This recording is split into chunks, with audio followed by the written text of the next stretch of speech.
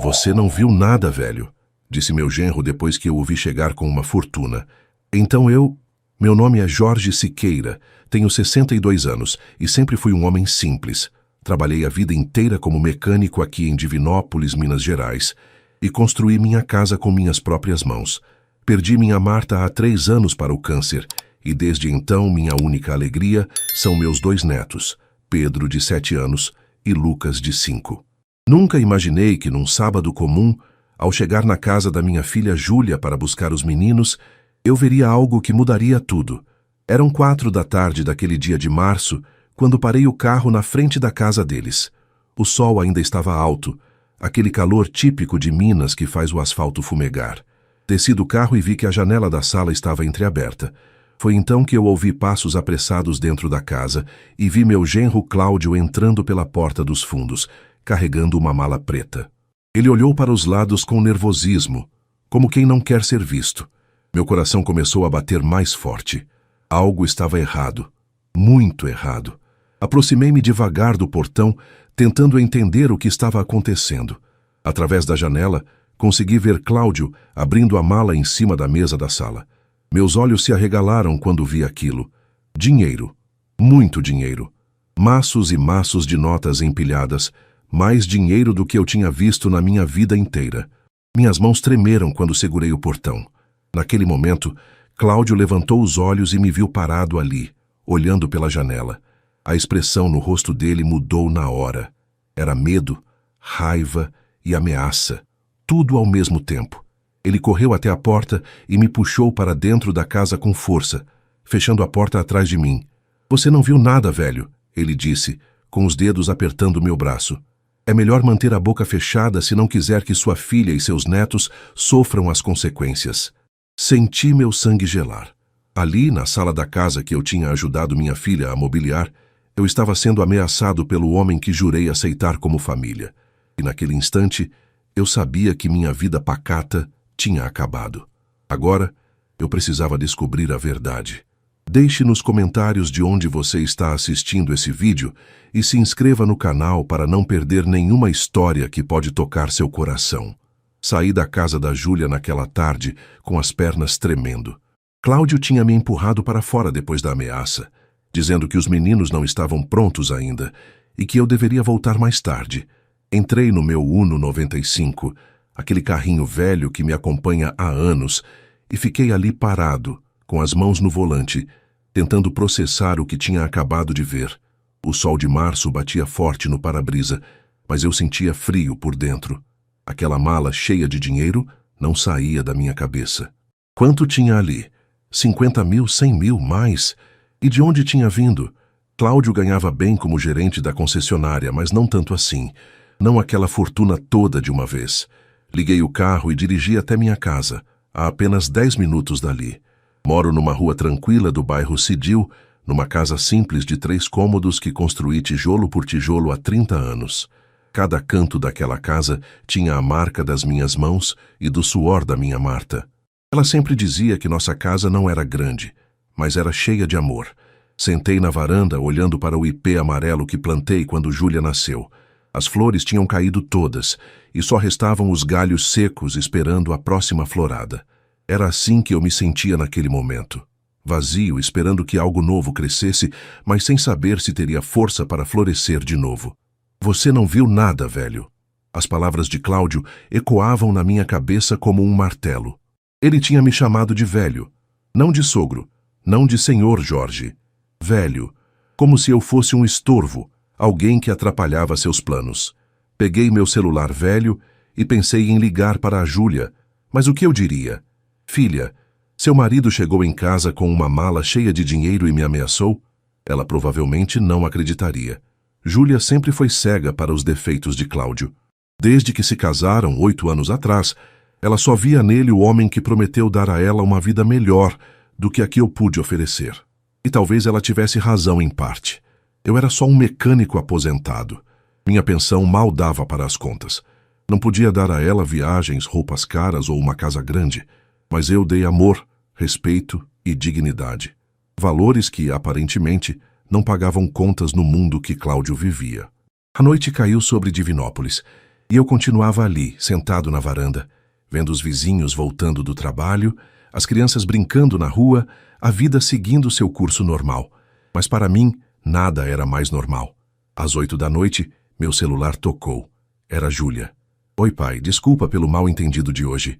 Os meninos estavam com dor de barriga, por isso o Cláudio pediu para você voltar outro dia. Tudo bem? Engoli seco. Ela estava mentindo para mim ou Cláudio tinha mentido para ela? Tudo bem, filha. Como estão os meninos agora? Ah, já melhoraram. Sabe como é, comeram besteira na escola. Pai, o senhor tá bem? Sua voz tá estranha. Tô sim, minha filha. Só cansado. Vou dormir cedo hoje. Tá bom. A gente se vê no domingo, na missa. Beijo, pai. Te amo. Também te amo, minha filha. Desliguei o telefone e senti as lágrimas queimando nos olhos. Júlia não sabia de nada. Tinha certeza disso. Minha filha, tão dedicada, tão honesta, não tinha ideia do tipo de homem com quem tinha se casado. Entrei em casa e me ajoelhei na frente da imagem de Nossa Senhora, que Marta deixou na mesinha da sala. Juntei as mãos e fechei os olhos. Minha Nossa Senhora, minha Marta, me ajudem. Não sei o que fazer. Não quero perder minha filha, mas não consigo fingir que não vi nada. Me deem força, me mostrem o caminho certo. Fiquei ali, de joelhos, até minhas pernas doerem. Quando me levantei, já passava das 10 da noite. Fui para a cama, mas o sono não veio. Fiquei olhando para o teto, ouvindo o barulho dos grilos lá fora, e uma certeza crescia dentro do meu peito. Eu precisava descobrir a verdade sobre aquele dinheiro. Porque se uma coisa Marta me ensinou em 40 anos de casamento, foi que a verdade sempre vem à tona. E quando vem, é melhor estar do lado certo dela. O sol ainda não tinha nascido quando acordei no domingo. Meu corpo doeu a noite inteira, mas minha mente não me deixou descansar nem um minuto. Levantei, fiz um café forte na chaleira velha e sentei na cozinha, pensando em como descobrir a verdade sem levantar suspeitas. Eu conhecia meu genro há 9 anos, desde que ele começou a namorar a Júlia. Na época, Cláudio tinha 26 anos e era vendedor de carros na concessionária Autovel, aqui em Divinópolis. Era esperto, bem-falante, sabia convencer qualquer um a comprar um carro. Júlia se apaixonou rápido demais, e eu, como pai, engoli minhas desconfianças e dei minha bênção. Com o passar dos anos, Cláudio subiu na empresa. Virou supervisor, depois gerente de vendas. Começou a ganhar mais, e com isso veio a arrogância. Ele mudou. Ficou distante, sempre ocupado, sempre com pressa. As visitas que faziam lá em casa foram rareando. Os domingos em família viraram mensais, depois esporádicos. Mas hoje era domingo de missa, e Júlia tinha dito que nos encontraríamos lá. Talvez fosse minha chance de observar melhor Cláudio, tentar ler nas entrelinhas do comportamento dele alguma pista do que estava acontecendo. Tomei banho, vesti minha camisa social azul clara que Marta gostava tanto e saí para a igreja matriz de Nossa Senhora do Divino Espírito Santo, que fica no centro. Cheguei cedo, como sempre, e sentei no meu lugar de costume, no banco do meio, do lado esquerdo. As pessoas foram chegando aos poucos.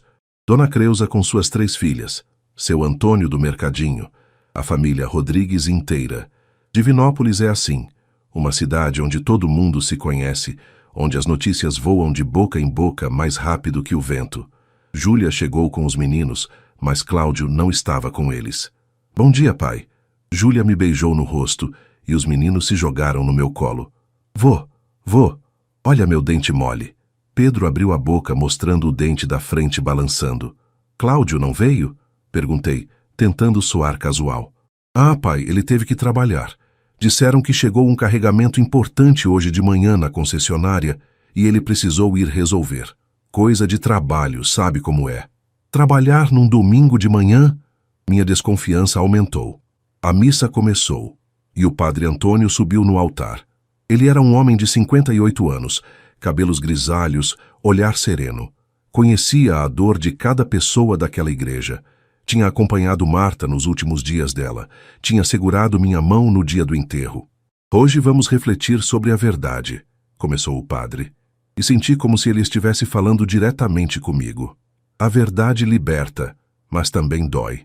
E às vezes, meus irmãos, a verdade nos coloca em situações onde precisamos escolher entre o que é fácil e o que é certo. Cada palavra entrava no meu peito como uma flecha. Olhei para Júlia ao meu lado, cantando o salmo com sua voz doce, segurando a mão do Lucas. Minha filha, tão pura, tão dedicada. Como eu poderia destruir a paz dela? Mas e as outras pessoas? E se aquele dinheiro que Cláudio tinha fosse roubado? E se houvesse vítimas que estavam sofrendo por causa dele? Senhor, me dê sabedoria, murmurei baixinho.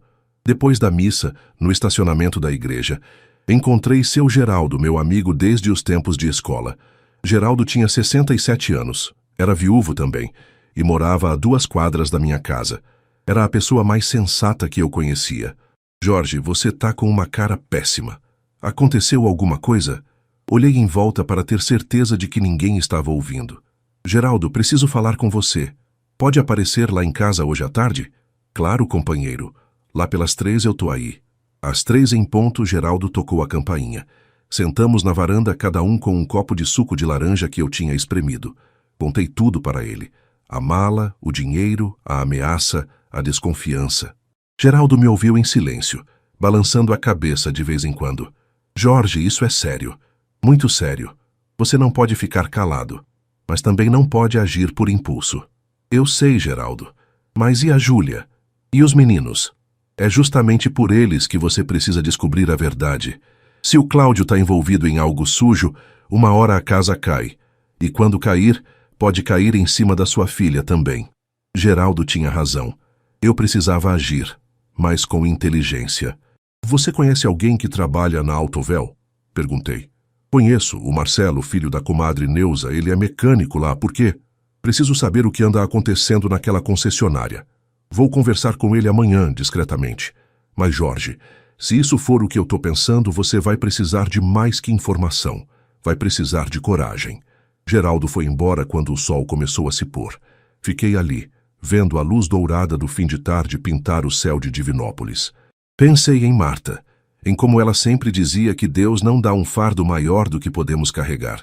Naquela noite, antes de dormir, abri a gaveta da mesinha de cabeceira e peguei a Bíblia que ganhei na primeira comunhão. Abri em uma página aleatória, procurando um sinal. Meus olhos caíram em Provérbios 21:3.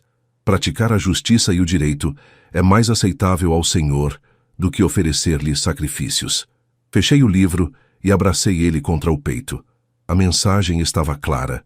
Segunda-feira amanheceu nublada em Divinópolis. O céu estava pesado, cor de chumbo, prenunciando chuva.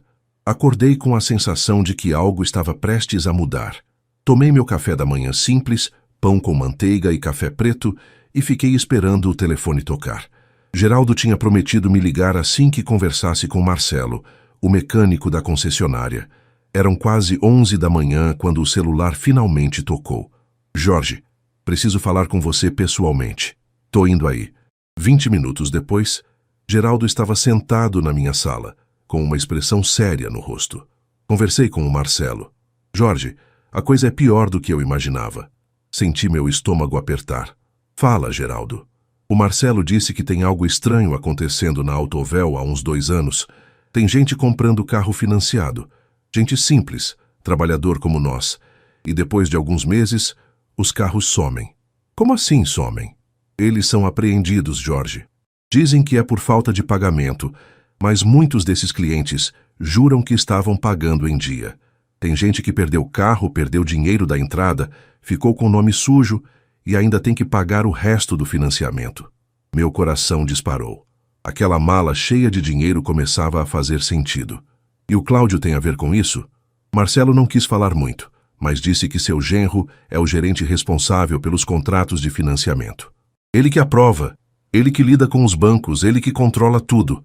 Levantei e comecei a andar pela sala. Minha cabeça estava girando. Geraldo, você está dizendo que o Cláudio pode estar roubando essas pessoas? Eu estou dizendo que as coisas não batem, Jorge. E você viu aquela mala cheia de dinheiro? De onde você acha que veio? Sentei de novo, passando as mãos pelo rosto. Minha filha estava casada com um criminoso. Meus netos moravam sob o mesmo teto de um homem que destruía a vida de famílias trabalhadoras como a nossa. Preciso de provas, Geraldo. Não posso acusar meu genro sem provas. Então você vai ter que investigar.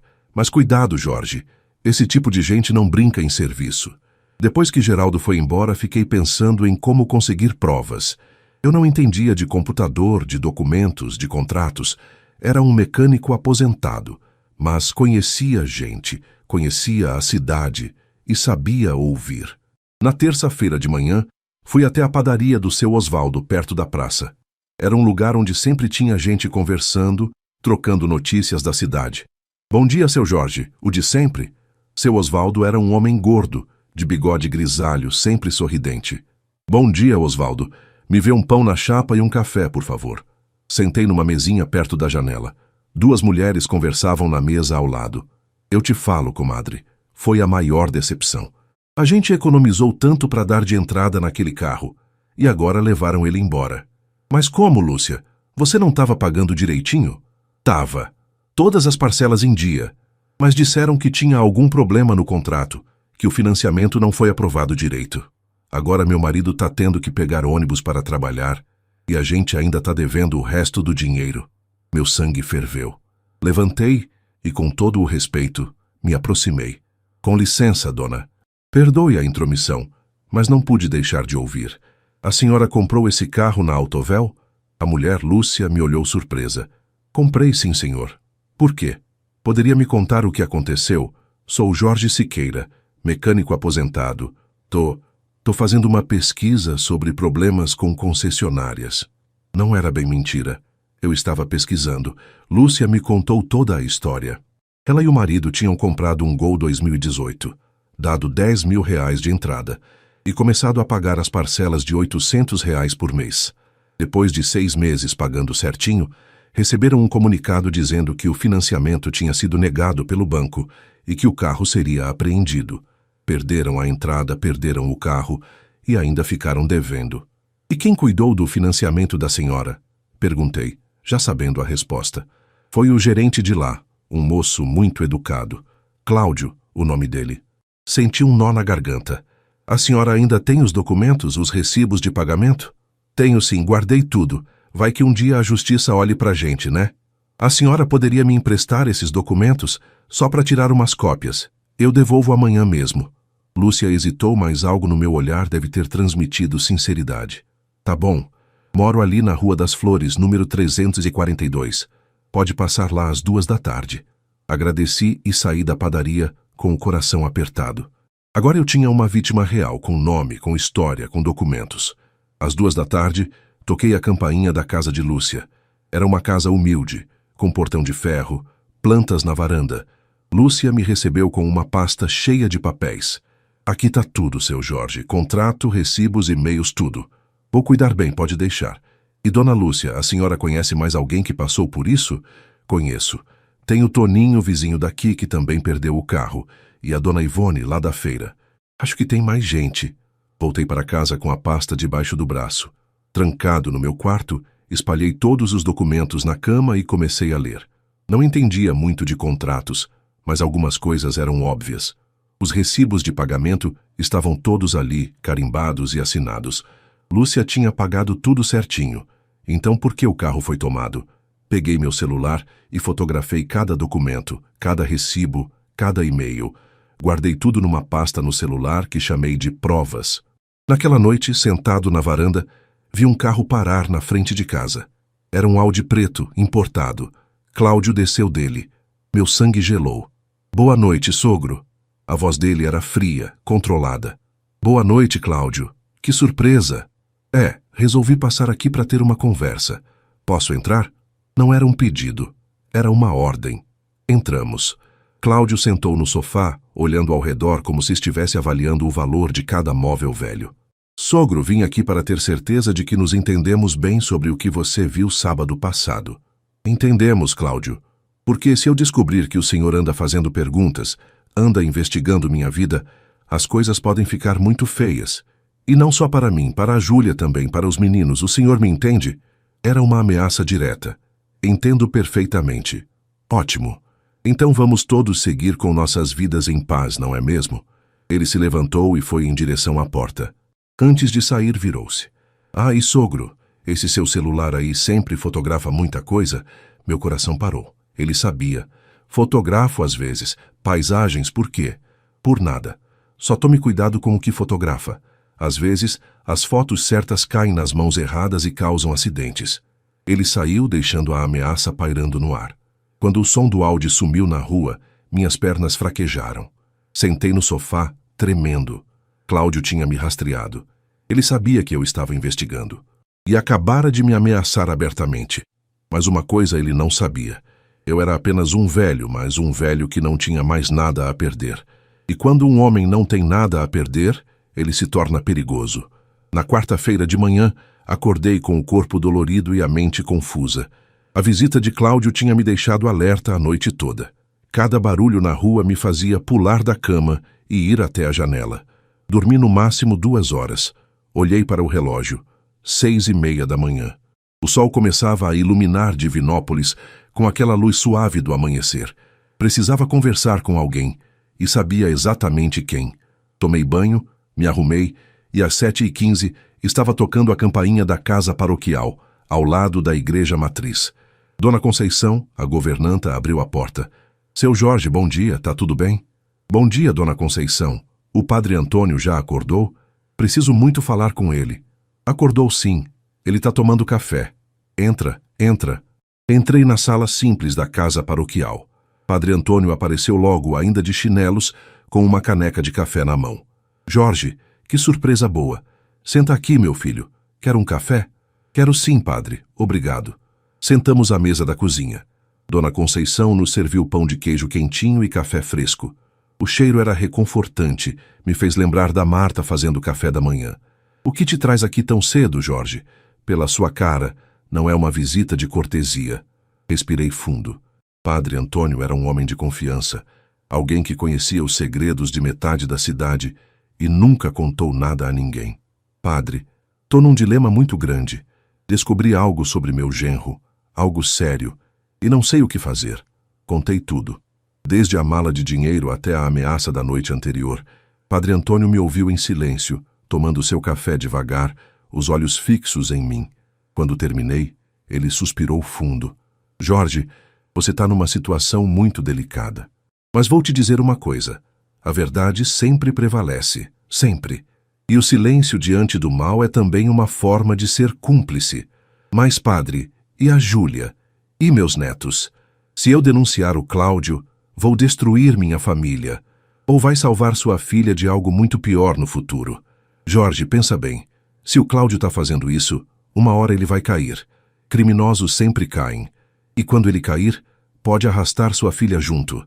Ela pode até ser considerada cúmplice, mesmo sem saber de nada. Nunca tinha pensado nisso. Júlia poderia acabar respondendo pelos crimes do marido. O senhor acha que eu devo ir à polícia? Acho que você deve reunir todas as provas que conseguir, documentar tudo e procurar alguém de confiança na justiça. Mas antes disso, Jorge, precisa proteger sua filha. Ela precisa saber a verdade. Como eu conto uma coisa dessas para ela, padre? Júlia ama o Cláudio. Ela ama o homem que ela pensa que ele é, não o homem que ele realmente é. E quando a realidade vier à tona, e vai vir, é melhor que ela esteja preparada e do lado certo. Padre Antônio tinha razão. Eu precisava proteger Júlia, nem que isso significasse quebrar o coração dela primeiro. Jorge, vou te dar um conselho. Não enfrente isso sozinho, procure ajuda e ore muito. Deus vai te guiar. Saí da casa paroquial me sentindo um pouco mais forte. O sol já estava alto e o movimento da cidade começava. Parei na praça e sentei num banco debaixo de um flamboyant florido. As flores vermelhas caíam devagar, como lágrimas de sangue. Peguei meu celular e liguei para Geraldo. Geraldo, você conhece algum advogado de confiança? Conheço. Doutora Helena Cardoso. Ela é séria, honesta. Por quê? Preciso de ajuda jurídica. Pode me passar o contato dela? Claro. Mas, Jorge, você vai mesmo fazer isso? Vou, Geraldo. Não tenho escolha. No mesmo dia à tarde, às 4 horas, estava sentado no escritório da doutora Helena Cardoso, na Avenida Getúlio Vargas. O escritório era pequeno, mas organizado, com estantes cheias de livros de direito e um cheiro de papel velho. Doutora Helena tinha uns 40 anos, cabelos pretos presos num coque, óculos de grau, expressão séria, mas gentil. Seu Geraldo me ligou dizendo que o senhor precisava de ajuda urgente. Pode falar, seu Jorge. Contei tudo pela terceira vez naquele dia. Mostrei as fotos dos documentos de Lúcia. Expliquei o esquema que suspeitava. Falei da ameaça de Cláudio. Doutora Helena foi fazendo anotações o tempo todo. Quando terminei, ela tirou os óculos e me olhou nos olhos. Seu Jorge, o que o senhor está descrevendo é um crime de estelionato, possivelmente associação criminosa. É grave. Muito grave. Eu sei, doutora. E se for verdade, seu genro pode pegar muitos anos de prisão. Também sei. O senhor está preparado para isso? Para ver o pai dos seus netos ser preso? Fechei os olhos. Não estava preparado. Mas o que era certo, era certo. Doutora, tenho dormido mal há dias pensando nas famílias que esse homem destruiu. Gente que perdeu carro, dinheiro, dignidade. Gente como eu que trabalhou a vida inteira e foi enganado. Não posso ficar calado. Ela sorriu pela primeira vez. O senhor é um homem corajoso, seu Jorge. Vou te ajudar. Mas precisamos fazer isso direitinho. Primeiro, vamos coletar mais provas. Preciso de mais vítimas, mais documentos. Segundo, vamos preparar sua filha para o que vem pela frente.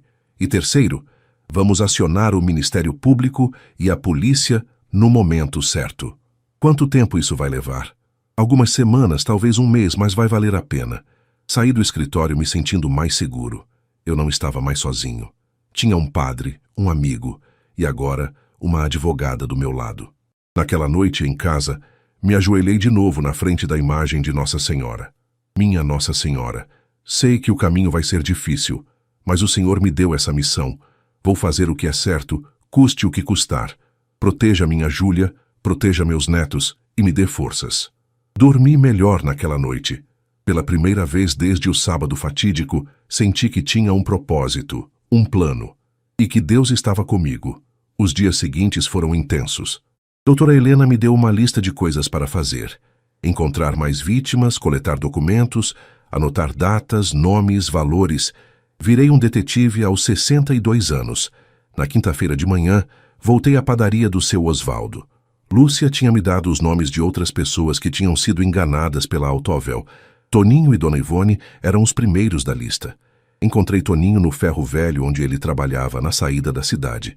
Era um homem forte, de uns 40 anos, mãos calejadas de tanto trabalhar com metal. Seu Jorge, a Lúcia me ligou dizendo que o senhor ia aparecer. Isso mesmo, Toninho. Queria conversar sobre o que aconteceu com o carro que você comprou. Toninho parou o que estava fazendo e me levou para um canto mais reservado do ferro velho. Foi a pior coisa que já me aconteceu, seu Jorge. Eu e minha esposa economizamos durante 2 anos para dar entrada naquele Palio. Era para ser o carro da nossa família, para levar as crianças na escola, ir para o trabalho. Demos 15 mil de entrada. E o que aconteceu?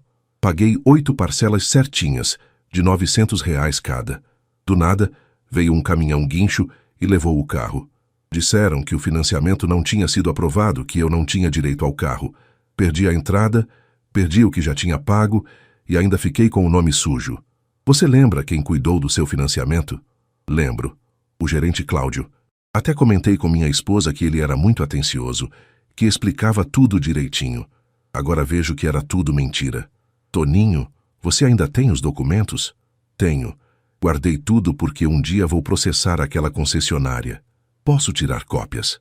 Tô tentando ajudar vocês. Pode sim, vou buscar. Toninho voltou com uma pasta amarelada. Fotografei tudo com meu celular. Mais provas, mais vítimas. Toninho, você conhece mais alguém que passou por isso? Conheço. O Paulo, que trabalha no posto de gasolina da esquina.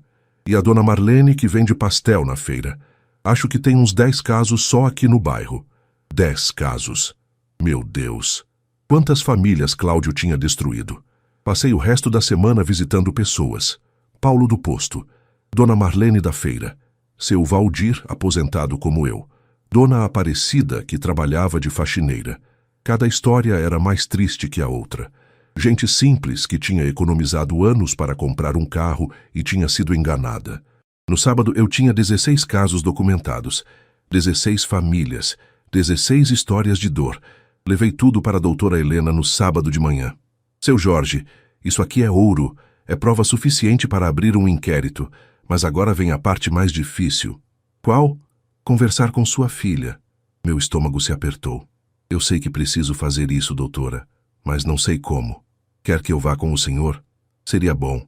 Júlia vai precisar de apoio jurídico também. Marcamos para domingo à tarde, depois da missa. Doutora Helena foi comigo até a casa de Júlia. Júlia nos recebeu surpresa. Pai? Quem é ela? Filha, essa é a doutora Helena Cardoso. Ela é advogada. Precisamos conversar. Vi o medo nos olhos de Júlia.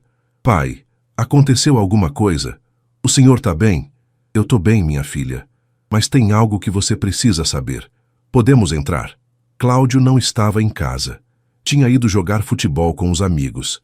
As crianças estavam na casa da outra avó. Sentamos na sala. Júlia estava pálida. Filha, há 2 semanas eu vi algo que me preocupou muito. Contei sobre a mala de dinheiro, sobre a investigação, sobre as vítimas, sobre tudo. Júlia começou a chorar antes de eu terminar. Não, pai, não pode ser verdade. O Cláudio não faria isso. Não faria. Júlia, doutora Helena falou com voz suave. Tenho aqui os documentos de 16 famílias que foram enganadas. Todas pelo mesmo esquema e todas com a assinatura do seu marido nos contratos. Ele vai ser preso? Júlia mal conseguia falar entre os soluços. Provavelmente sim. E eu? Vão me prender também? Não, se você não sabia de nada. E pelo que seu pai me disse, você não sabia. Eu juro que não sabia, pai. Eu juro. Se eu soubesse... Abracei minha filha enquanto ela chorava no meu ombro. Meu coração estava em pedaços. Júlia, você precisa decidir. Ou fica ao lado dele e pode ser considerada cúmplice, ou se separa agora e protege você e seus filhos. Como vou fazer isso, pai? Eu amo ele. Você ama o homem que pensava que ele era minha filha, não o criminoso que ele é de verdade. Júlia chorou durante horas. Doutora Helena explicou todos os procedimentos legais, os direitos dela, as opções que tinha. Quando Cláudio chegou às 6 da tarde, Júlia estava sentada no sofá, com os olhos vermelhos, mas a decisão tomada. Cláudio, precisamos conversar. Ele me viu ali e ficou lívido. Júlia, o que esse velho está fazendo aqui? Esse velho é meu pai, e ele me contou tudo. Vi o pânico nos olhos de Cláudio. Tudo o quê? Júlia, seu pai está ficando senil, inventando coisas... Eu tenho provas, interrompi. 16 famílias, 16 processos, fotos, documentos, recibos, tudo. Cláudio ficou mudo. Júlia, você não vai acreditar nele, vai? No seu próprio marido? Cláudio, a voz de Júlia estava firme agora. Eu quero a verdade. Olha nos meus olhos e me diz que não fez nada disso. Ele não conseguiu. Desviou o olhar. É verdade, Júlia sussurrou. Meu Deus, é verdade. Júlia, eu posso explicar. Sai daqui, Cláudio. Agora. Júlia, essa é minha casa. Não, essa casa está no meu nome. E eu quero que você saia. Agora.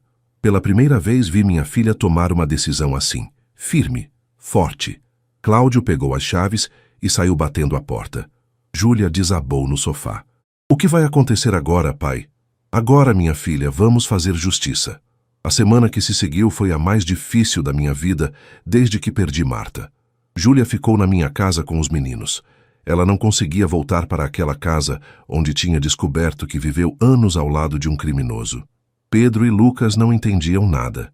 Perguntavam pelo pai e Júlia inventava desculpas. O papai viajou a trabalho. O papai está resolvendo uns problemas. Como explicar para crianças de 7 e 5 anos que o pai delas era um ladrão? Na segunda-feira de manhã, doutora Helena me ligou cedo. Seu Jorge, marquei uma reunião com o promotor de justiça para amanhã, às 10 da manhã. Você pode estar lá? Posso sim, doutora. Leve todos os documentos e prepare-se, porque a partir de amanhã não tem mais volta. Passei o dia organizando tudo. Imprimi as fotos dos documentos. Fiz uma lista com os nomes de todas as vítimas, anotei datas, valores. Parecia um trabalho de investigador profissional, não de um velho mecânico. Na terça-feira me arrumei com minha melhor roupa. Calça social preta, camisa branca, sapato engraxado. Queria mostrar respeito pela justiça. Doutora Helena me buscou às 9h30. Fomos juntos ao Fórum de Divinópolis, um prédio grande no centro da cidade. Subi as escadas de mármore com as pernas tremendo. A sala do promotor ficava no 2º andar. Doutora Helena bateu na porta. Entre. O promotor era um homem de uns 50 anos, magro, óculos de grau e expressão séria. Doutor Marcelo Fonseca, dizia a placa na mesa. Doutora Helena, pontual como sempre. E esse é o senhor Jorge? Sou eu, sim, senhor. Sente-se, por favor. A doutora me passou um resumo do caso. Parece ser grave. É grave, doutor. Muito grave. Passei a próxima hora e meia contando tudo. Mostrei os documentos, as fotos, os recibos. O promotor ia anotando tudo, fazendo perguntas, pedindo esclarecimentos. Seu Jorge, o senhor tem ideia de quanto dinheiro foi desviado nesse esquema? Fiz as contas mentalmente. Pelas vítimas que eu encontrei, mais de 300 mil reais. Mas deve ter muito mais gente que nem sabe que foi enganada. O promotor assobiou baixinho. É um caso grande. Vou abrir um inquérito hoje mesmo. Mas preciso que o senhor entenda uma coisa. Isso vai virar um processo criminal. Seu genro vai ser investigado, possivelmente preso. E sua filha vai sofrer as consequências sociais disso. Eu sei, doutor, mas essas 16 famílias também sofreram e merecem justiça. O senhor é um homem corajoso, seu Jorge. Não é todo dia que vejo alguém denunciar o próprio genro. Não tô denunciando o genro. Tô denunciando um criminoso que destruiu a vida de pessoas inocentes. O promotor sorriu. Gosto dessa resposta. Pode deixar que vou cuidar pessoalmente desse caso. Saímos do fórum por volta do meio-dia. O sol estava forte, típico de março em Minas. Doutora Helena me levou até uma lanchonete perto dali. Seu Jorge, agora é esperar. O promotor vai pedir quebra de sigilo bancário do Cláudio, vai investigar a concessionária, vai ouvir as vítimas. Isso pode levar algumas semanas. E enquanto isso, sua filha precisa se preparar para o que vem. Vai ter repercussão. A cidade inteira vai falar. Ela tinha razão. Divinópolis era pequena. Todo mundo conhecia todo mundo. Quando a notícia vazasse que o genro do seu Jorge, o mecânico aposentado, era um estelionatário, ia ser o assunto da semana. Voltei para casa encontrar Júlia brincando com os meninos no quintal. Ela tinha os olhos vermelhos de tanto chorar, mas tentava manter a normalidade para as crianças. Pai, como foi? O promotor vai abrir um inquérito. A investigação começou. Júlia assentiu devagar. Pai, eu fiz a coisa certa. Será que não deveria ter dado uma chance para o Cláudio explicar? Sentei ao lado dela no degrau da varanda. Filha, seu marido teve todas as chances do mundo de ser honesto. Ele escolheu roubar, escolheu destruir famílias. E quando foi confrontado, ele me ameaçou. Ameaçou você. A gente não devia nada para ele, mas ele nos devia honestidade. Eu sei, pai. Eu sei. Mas dói tanto. Eu sei que dói, minha filha, mas essa dor vai passar. E quando passar, você vai se orgulhar de ter ficado do lado certo. Os dias foram passando devagar. Júlia começou a arrumar suas coisas, decidida a se separar oficialmente de Cláudio. Doutora Helena cuidou de toda a papelada. Cláudio tentou ligar várias vezes. Mandou mensagens, flores, pedidos de desculpa. Júlia não respondeu nenhuma. 2 semanas depois da denúncia, numa quinta-feira de manhã, o telefone tocou. Era a doutora Helena, com a voz tensa. Seu Jorge, a polícia vai executar um mandado de busca e apreensão na casa do Cláudio e na concessionária hoje de manhã. Só estou avisando para vocês não se assustarem se alguém ligar contando. Meu coração disparou. Estava acontecendo. Estava realmente acontecendo. Às 11 da manhã, meu celular tocou. Era o Geraldo. Jorge, você viu? Tá cheio de polícia na Alto Véu. Dizem que prenderam o gerente. Era Cláudio. Tinham prendido Cláudio. Júlia estava na cozinha fazendo almoço quando contei. Ela largou a colher e sentou na cadeira. Prenderam? Prenderam, filha. Por busca e apreensão. Vão investigar tudo. Ela começou a chorar de novo, mas dessa vez era um choro diferente. Era alívio misturado com tristeza. Acabou, pai. Acabou. Ainda não acabou, minha filha. Mas a justiça começou. Naquela tarde a notícia correu Divinópolis inteira. O gerente da Alto Véu tinha sido preso. Tinha desviado centenas de milhares de reais. Tinha enganado dezenas de famílias. Meu telefone não parava de tocar. Vizinhos, conhecidos, gente que eu nem sabia que tinha meu número. Todos queriam saber se era verdade que meu genro tinha sido preso. É verdade, sim, eu respondia. E foi o certo a fazer. Naquela noite, depois de colocar os meninos para dormir, sentei com Júlia na varanda. Pai, obrigada. Por quê, filha? Por me salvar. Se não fosse o senhor, Eu teria continuado cega para sempre. Você não precisava de salvação, minha filha. Você precisava da verdade. E agora tem ela. Júlia encostou a cabeça no meu ombro e ficamos ali em silêncio vendo as estrelas aparecerem no céu de Divinópolis. A tempestade tinha começado, mas do outro lado dela eu sabia haveria paz. Os dias seguintes à prisão de Cláudio foram caóticos. A cidade inteira falava sobre o caso. O jornal local, o Divinópolis em Foco, publicou uma matéria grande na primeira página. Gerente de concessionária é preso por estelionato. Dezenas de vítimas.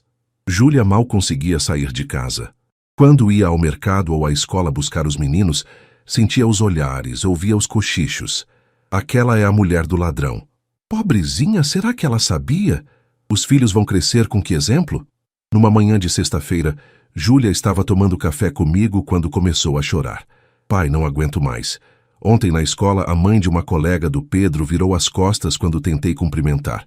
E o Lucas perguntou por que o papai não volta. Segurei a mão da minha filha. Júlia, olha para mim. O que o Cláudio fez não é culpa sua. Você é vítima tanto quanto aquelas 16 famílias.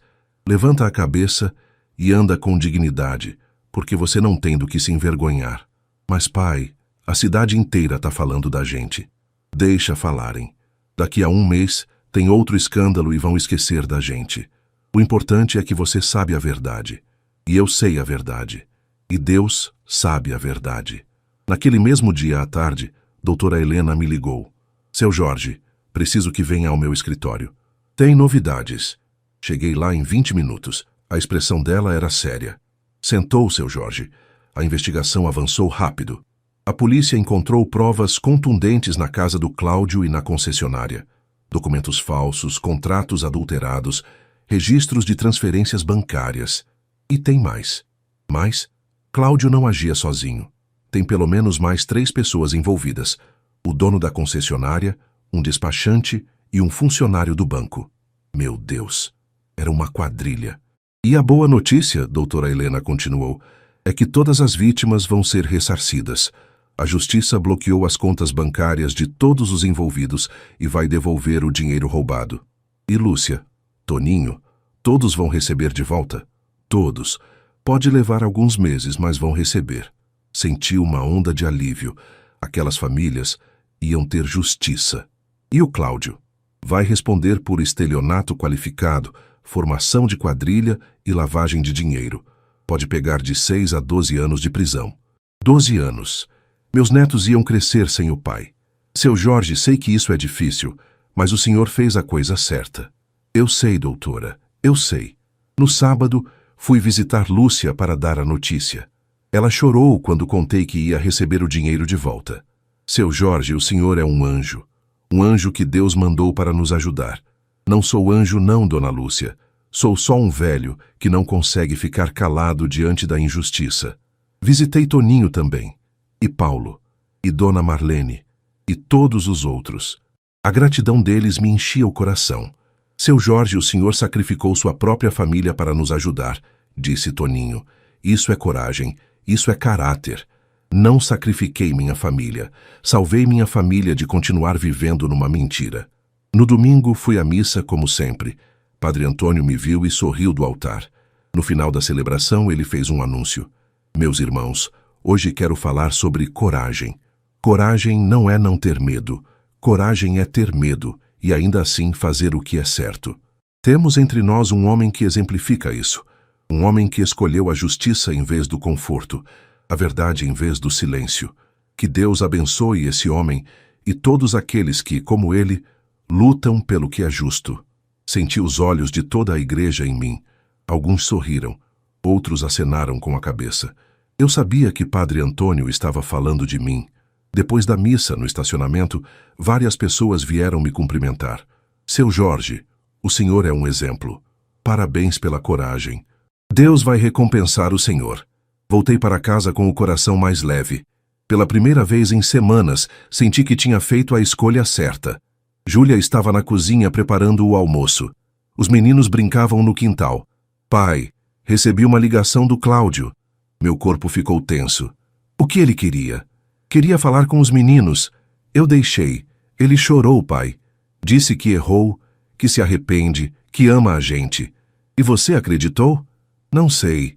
Ele parecia sincero, mas também parecia sincero quando casou comigo e jurou que ia me fazer feliz. Filha, o Cláudio vai ter muito tempo para pensar nos erros dele e você vai ter tempo para se curar. Não tome nenhuma decisão agora.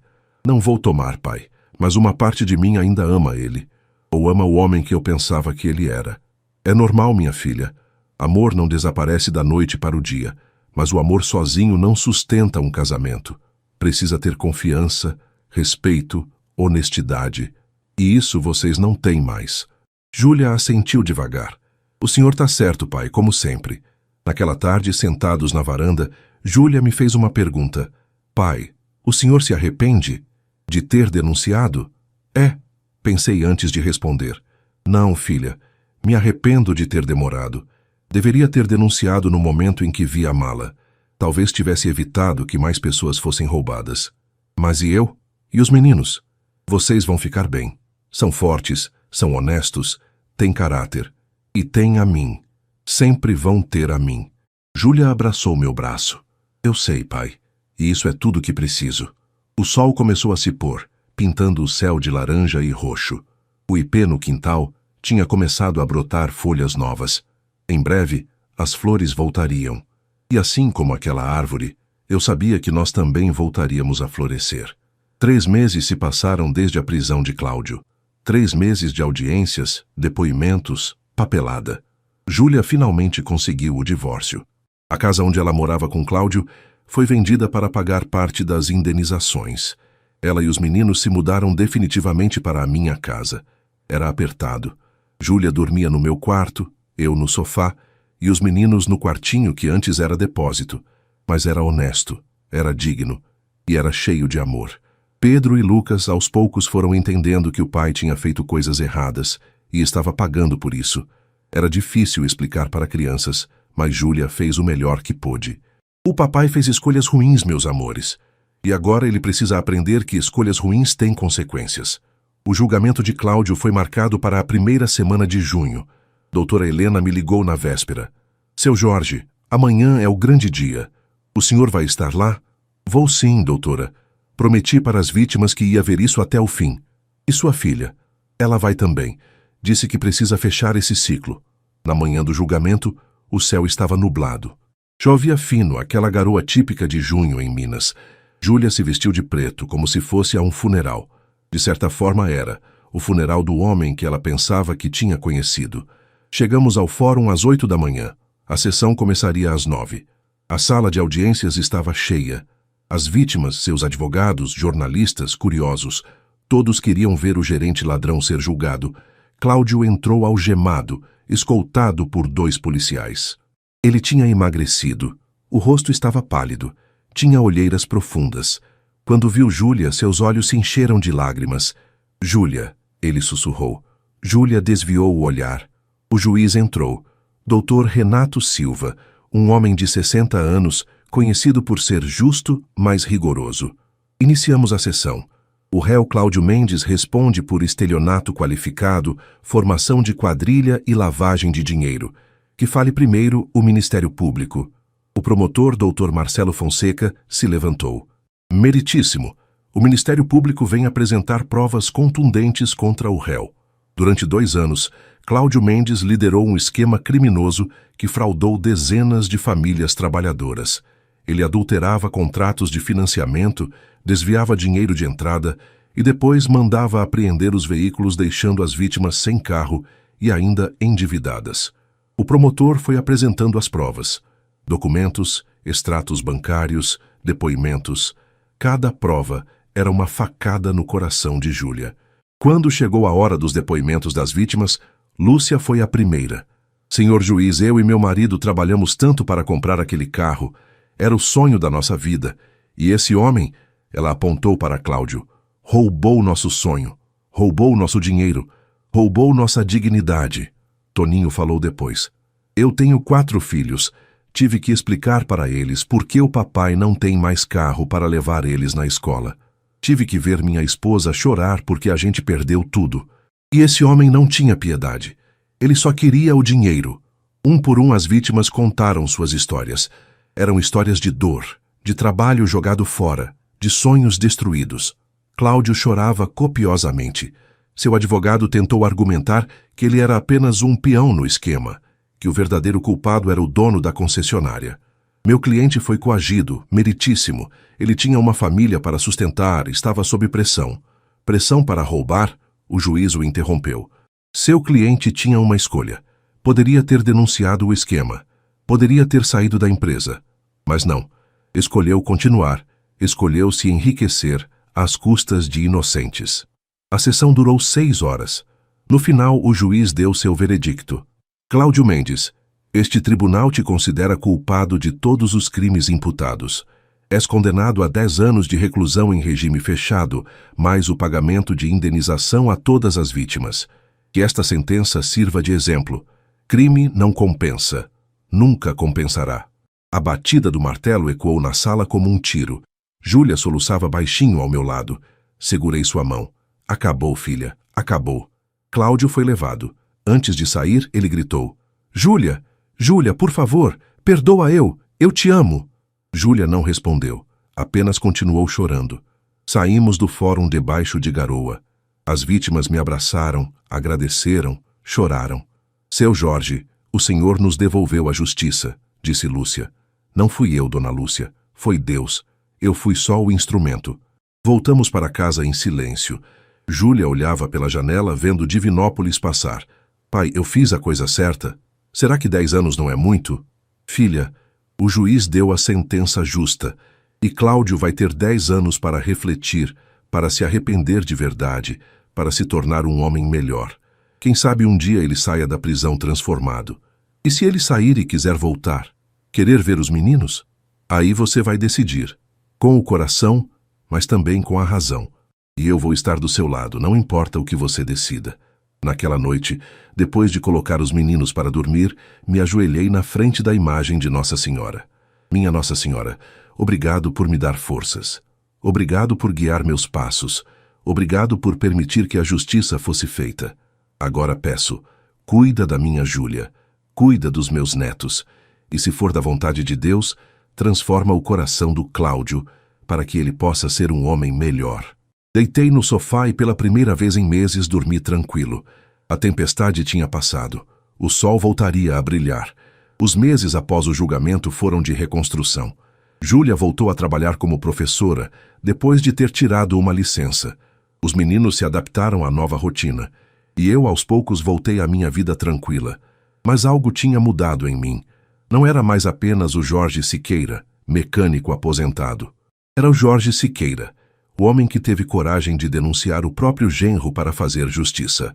Numa manhã de agosto, fui à padaria do seu Osvaldo como de costume.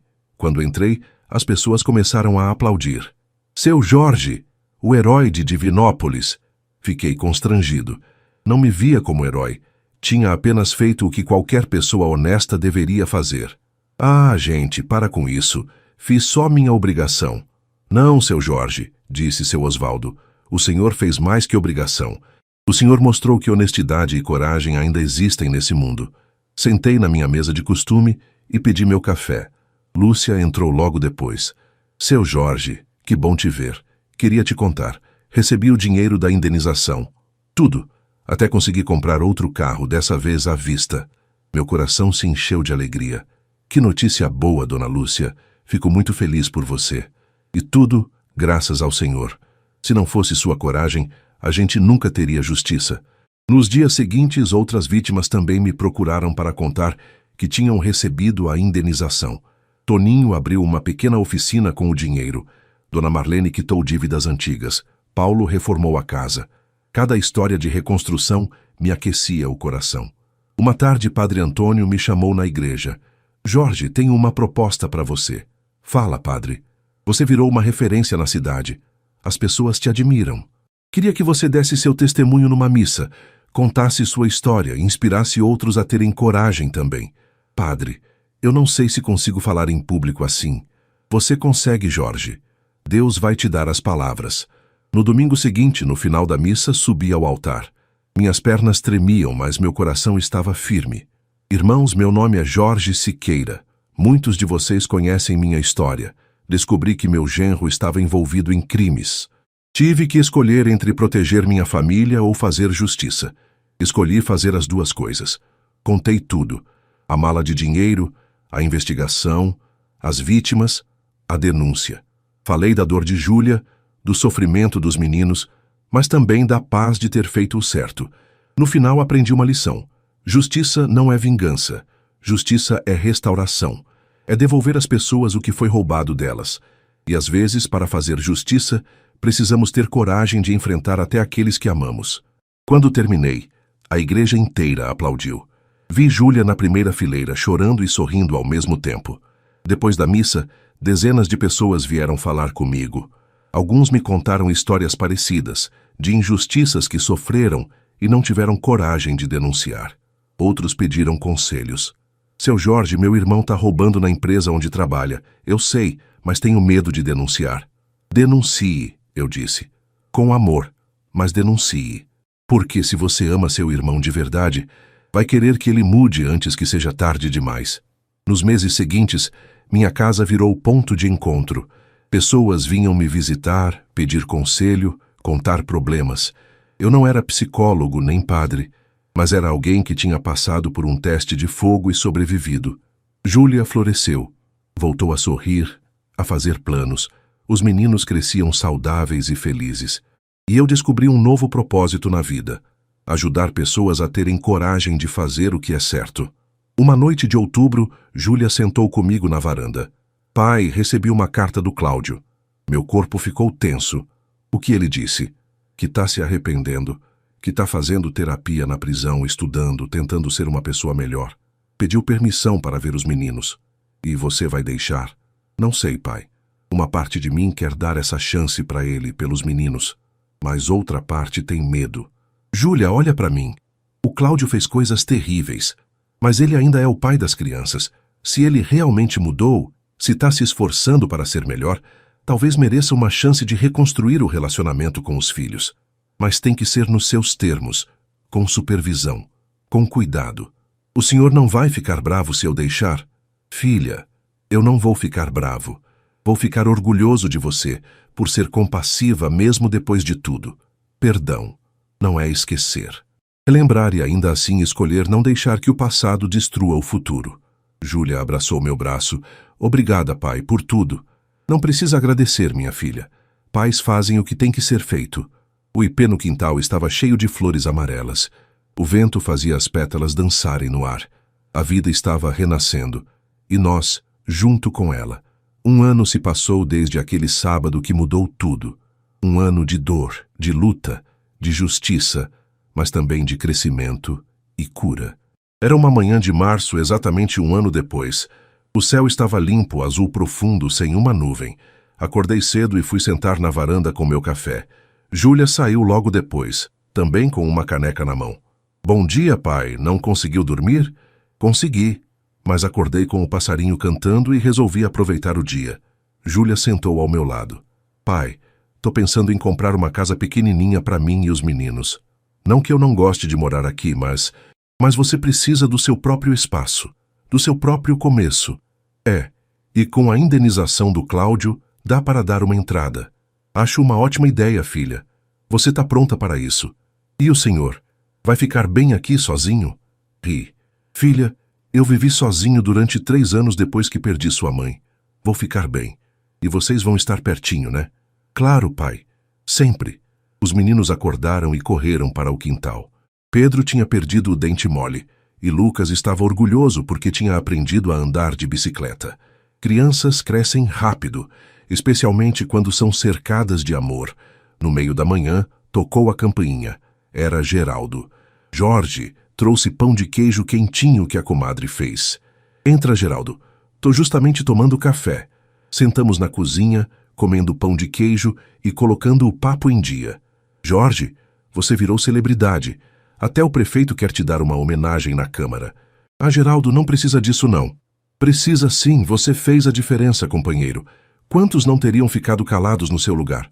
Ficar calado não era opção, Geraldo. Marta não me criou assim. E como você tá? De coração mesmo? Tô em paz, Geraldo. Fiz o certo, protegi quem eu amo e ajudei pessoas inocentes. Não preciso de mais nada. À tarde, doutora Helena apareceu. Seu Jorge, vim trazer boas notícias. O último pagamento de indenização foi feito. Todas as vítimas foram ressarcidas. E tem mais. O dono da concessionária também foi condenado. Pegou 15 anos. 15 anos? Sim, ele era o cabeça do esquema. Cláudio era só o executor. E o Cláudio, como ele tá? Pelo que sei, bem, comportamento exemplar na prisão. Tá fazendo curso técnico de informática, participando de grupos de apoio. Parece que tá realmente tentando mudar. Fico feliz em saber. Pelos meninos, principalmente. E sua filha? Como ela tá? Forte. Mais forte do que eu imaginava. Ela vai comprar uma casa, recomeçar a vida. É uma mulher de sorte por ter um pai como o senhor. Eu que tenho sorte de ter uma filha como ela. Doutora Helena foi embora e fiquei ali, pensando em tudo o que tinha acontecido naquele ano. Tinha perdido um genro, mas ganhado a certeza de que tinha feito o certo. Júlia tinha perdido um marido, mas ganhado respeito próprio e independência. As crianças tinham perdido a ilusão de um pai perfeito, mas ganhariam a oportunidade de vê-lo crescer e se tornar melhor. À noite, toda a família se reuniu na minha casa. Júlia, os meninos, Geraldo, Padre Antônio, doutora Helena e até algumas das vítimas que tinham se tornado amigas. Fizemos um churrasco no quintal debaixo do ipê florido. Seu Jorge, o senhor é nosso herói, disse Lúcia, levantando um copo de refrigerante. Não sou herói de ninguém, dona Lúcia. Heróis fazem coisas extraordinárias. Eu só fiz o que era certo. Mas o certo às vezes é a coisa mais difícil de se fazer, disse Padre Antônio. E você fez. E por isso, todos nós aqui somos gratos. Quando a noite caiu e todos foram embora, fiquei sozinho na varanda. O céu estava estrelado, milhares de pontinhos brilhantes no escuro. Marta, falei baixinho, como se ela pudesse me ouvir. Você sempre dizia que eu era um homem bom. Espero que você esteja orgulhosa de mim. Fiz o melhor que pude para proteger nossa filha e fazer o certo. E acho que consegui. Uma brisa suave balançou as flores do ipê. Senti como se fosse Marta me dizendo que sim, ela estava orgulhosa. Entrei em casa e, pela primeira vez em um ano, deitei na minha própria cama. Júlia e os meninos tinham voltado para a casa deles. Uma casinha alugada temporária, enquanto a definitiva não ficava pronta. Antes de dormir, peguei minha Bíblia e abri aleatoriamente, procurando uma mensagem. Meus olhos caíram em Provérbios 28:1. O ímpio foge sem que ninguém o persiga, mas o justo é corajoso como o leão. Sorri. Era a confirmação que eu precisava. Apaguei a luz e fechei os olhos. E pela primeira vez em muito tempo, sonhei com coisas boas. Sonhei com Marta, com Júlia feliz, com meus netos crescendo. Sonhei com justiça sendo feita e famílias sendo restauradas. Sonhei com esperança, porque no final era disso que se tratava. Não de vingança, não de punição, mas de esperança. Esperança de que pessoas podem mudar, de que justiça pode ser feita, de que o certo sempre prevalece, mesmo que demore. E quando acordei na manhã seguinte, com o sol entrando pela janela e o passarinho cantando lá fora, eu sabia. Tinha feito a escolha certa. E faria tudo de novo sem hesitar, porque alguns princípios não são negociáveis. Honestidade, justiça, coragem e amor. Sempre amor.